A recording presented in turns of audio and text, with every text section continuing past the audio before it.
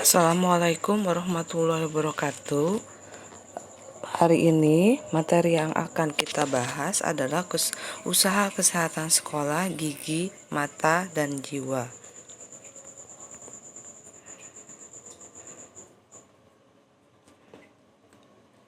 Yang pertama adalah usaha kesehatan sekolah.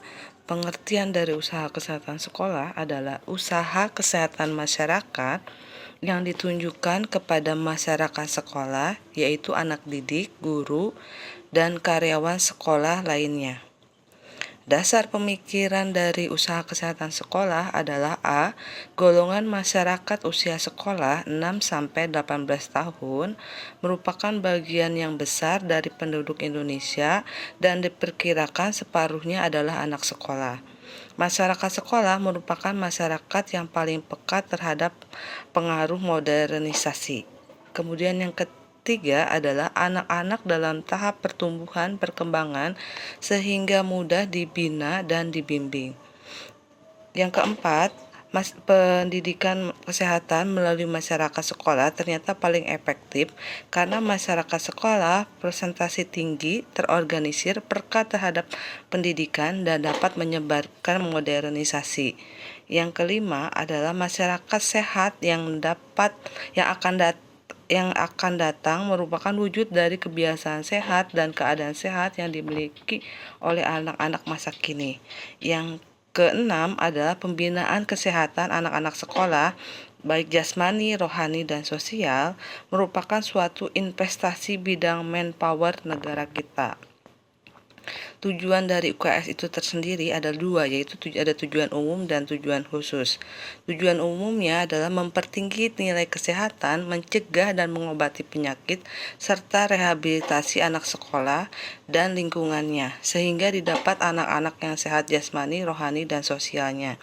Sedangkan tujuan khususnya mencapai keadaan kesehatan anak-anak sekolah dan lingkungannya sehingga dapat memberikan kesempatan tumbuh dan berkembang secara harmonis serta belajar secara efisiensi optimal.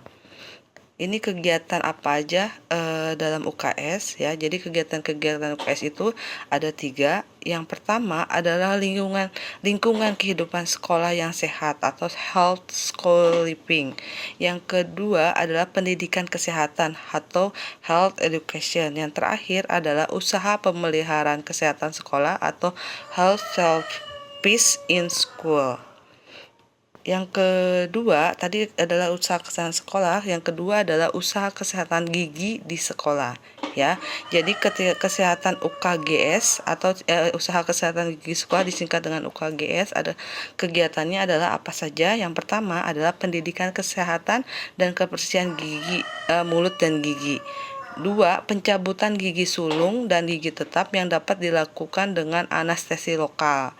Yang ketiga, tambalan yang umumnya pada amalgam pada gigi sulung atau gigi tetap yang tidak memerlukan pengobatan urat saraf. Yang ketiga adalah usaha kesehatan mata. Penyakit mata ada yang menular dan ada yang tidak menular dan akan menyebabkan kebutaan jika tidak diobati dengan segera. Usaha-usaha yang dilakukan dalam pencegahan dan pemberantasan penyakit mata ada 3 hal, yaitu yang pertama, mencegah timbulnya penyakit mata. Yang kedua, pengobatan dan perawatan penderita mata untuk penyembuhan dan meniadakan sumber penularan bila penyakitnya menular. Yang ketiga adalah rehabilitasi penglihatan atau visus dan rehabilitasi estetika atau keindahan. Penyakit mata yang terdapat di kalangan masyarakat Indonesia itu ada yang penyakit menular dan ada yang penyakit tidak menular. Kita akan bahas dulu adalah penyakit yang menular. Yang pertama adalah namanya gonoblenorrhoe. Gonoblenorrhoe adalah penyakit mata yang terjadi pada bayi yang baru lahir karena ibunya menderita gonorrhoe. Ya, penyakit singa ya.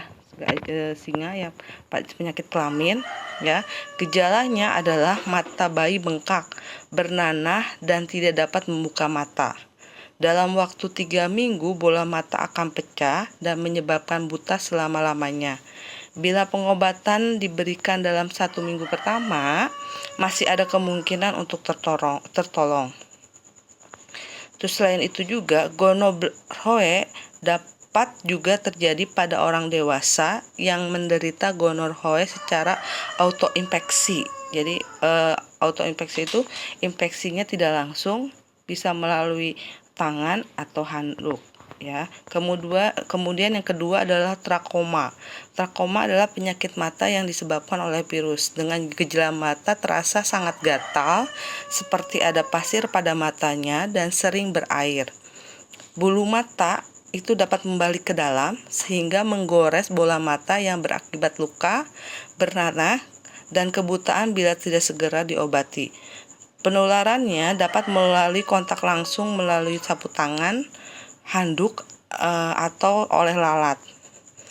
Ya, itu penyakit yang menular ya, penyakit mata menular ada gonorrhea dan ada trakoma.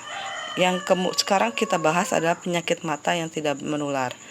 Yang pertama adalah keroptalmia. Keroptalmia adalah kelainan pada mata, terjadi kekeringan pada selaput lendir atau bagian putih mata atau konjungtiva, dan selaput bening atau bagian hitam mata atau disebut juga kornea akibat kekurangan vitamin A.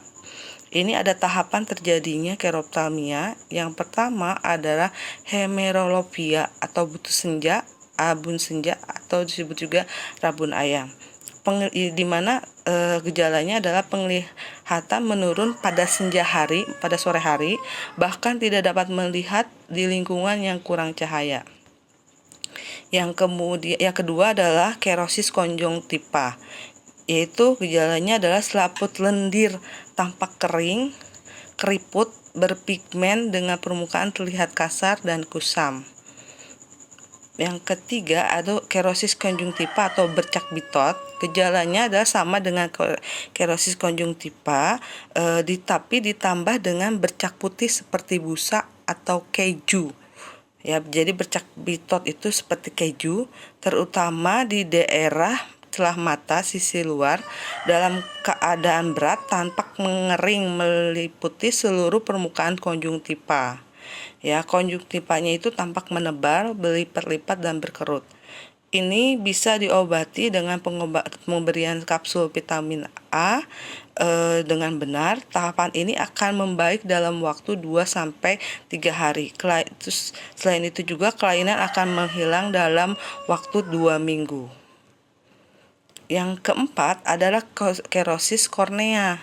Jadi kekeringan konjungtiva terjadinya pada kornea. Korneanya itu tampak suram, kering, dan permukaan kasar. Sama seperti kerosis konjungtiva, kerosis kornea pun dilakukan pengobatan dengan pemberian kapsul vitamin A dengan benar. Tahapan ini akan membaik selama 2-5 hari dan kelainan akan menghilang dalam waktu 2-3 minggu. Yang kelima adalah keratomalacia atau ulcerasi kornea.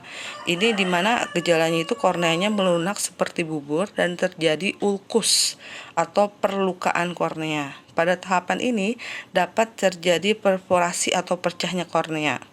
Ya, jadi bila kita menemukan kasusnya pada tahap ini akan terjadi kebutaan yang tidak dapat disembuhkan karena memang sudah terlalu parah seperti itu.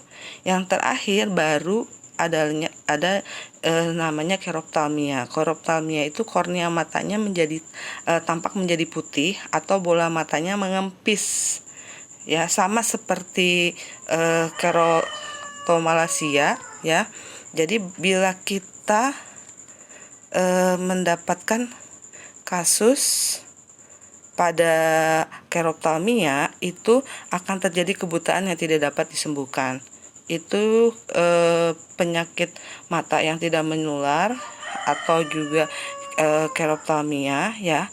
Ini ada beberapa yang beresiko terjadi keroptalmia biasanya pada bayi. Yang pertama itu pada bayi yang berat badannya rendah atau kurang dari 2,5 kg.